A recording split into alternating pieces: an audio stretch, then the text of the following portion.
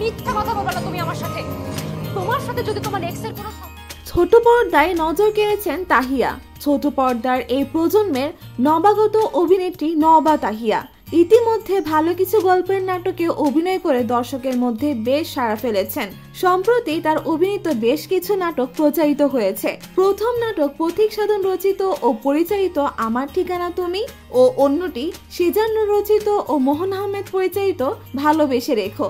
দুটি নাটকই অল্প সময়ের ব্যবধানে আলাদাভাবে 10 লাখেরও বেশি ভিউয়ার্স উপভোগ করেছেন।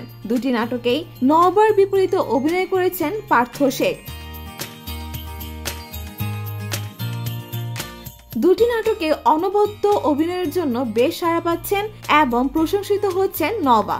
নবা তার সাফল্য প্রসঙ্গে বলেন, নাটক প্রকাশের পর থেকে ভালো সাড়া পাচ্ছি। দুটি নাটকেরই গল্প এবং চরিত্র আমার কাছে বেশ ভালো লেগেছে। অভিনয় করে আনন্দ পেয়েছি, ফলাফলও ভালো পেয়েছি। দর্শকের প্রতি আমি কৃতজ্ঞ। সব সময় তারা আমার অভিনীত নাটক উপভোগ করেন এবং তাদের অনুভূতি প্রকাশ করেন। ধন্যবাদ জানাই নির্মাতা পথিক সাধন ভাইয়া ও মোহন আহমেদ ভাইকে। আমার সহশিল্পী পার্থ শেখ ভাইয়ের কাছেও আমি কৃতজ্ঞ।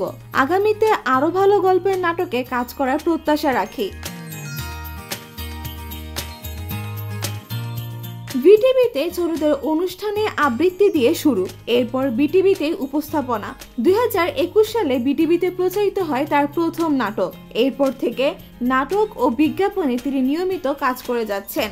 ওই ফিল্ম পুনর্মিলনে অভিনয়ের মাধ্যমে তিনি প্রশংসিত হন। এটা ছিল তার ক্যারিয়ারের টার্নিং পয়েন্ট। এই ওই ফিল্ম প্রসঙ্গে তিনি বলেন, যখন অডিশন দিতে যাই তখন সবাই বললেন তুমি একটু সিনথি চরিত্রটা করে দেখাও তো।